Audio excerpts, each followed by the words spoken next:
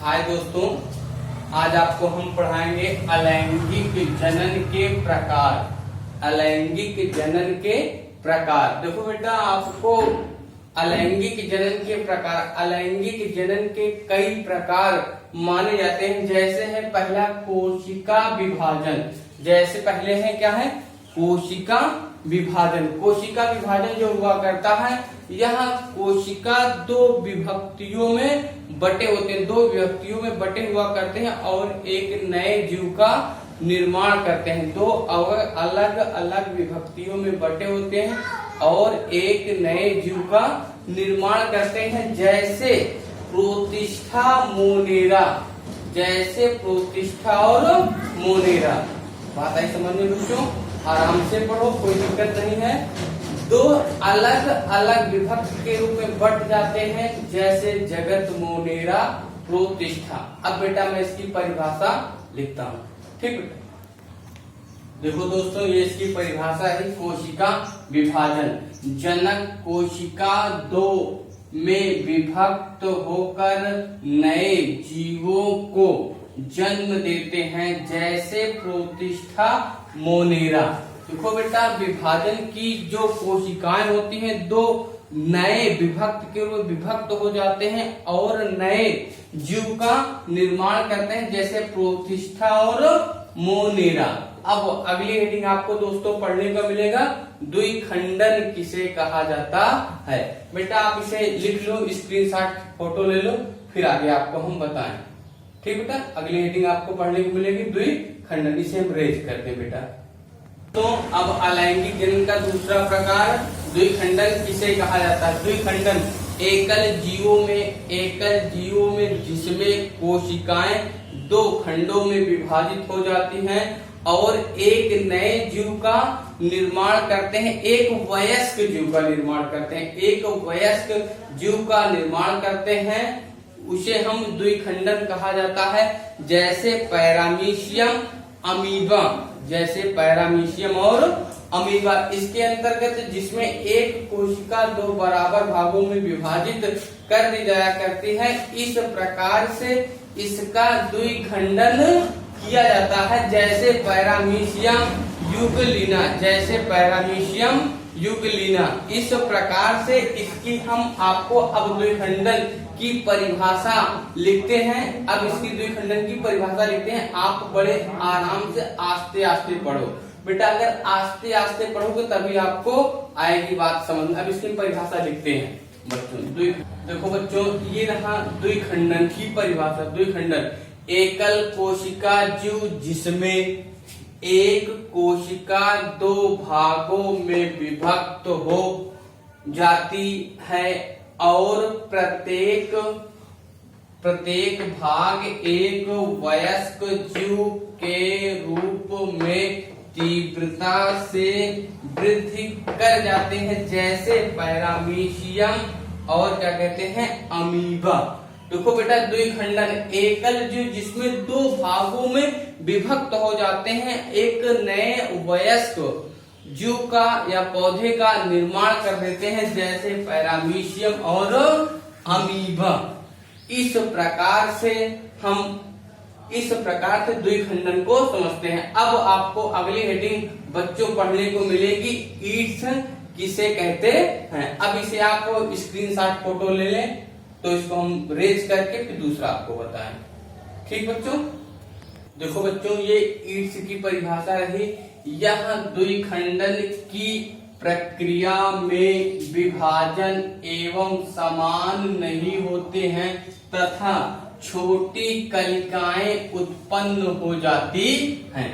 बेटा, यह एक प्रकार का द्विखंडन का विभाजन ही माना जाता है। द्विखंडन का विभाजन ही माना जाता है। इसमें विभाजन समान नहीं होता है, इसमें विभाजन समान नहीं होता है। यह छोटी कलिकाओं के रूप में विभक्त हो जाते हैं, छोटी छोटी कलिकाओं के रूप में विभक्त हो जाते हैं। इस प्रकार से हम ईड्स। अब बेटा आपको हम आगे आपको पढ़ाएंगे कायिक प्रवर्धक क्या है, ठीक बच्चों।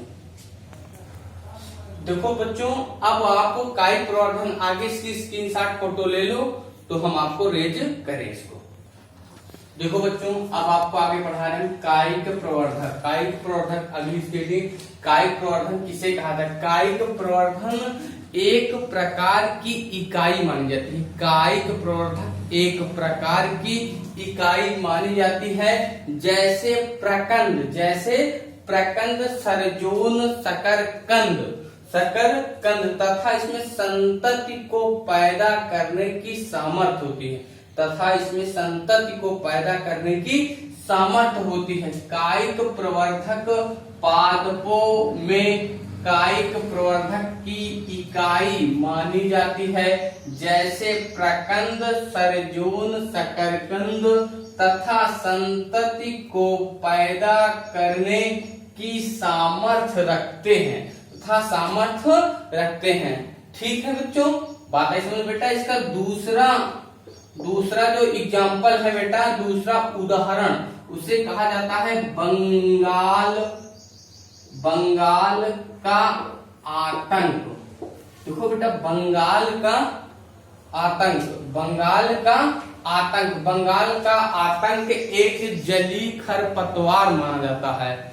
बंगाल का आतंक एक प्रकार का जलीय खरपतवार माना जाता है, जिसमें यह भारत में विभिन्न प्रकार के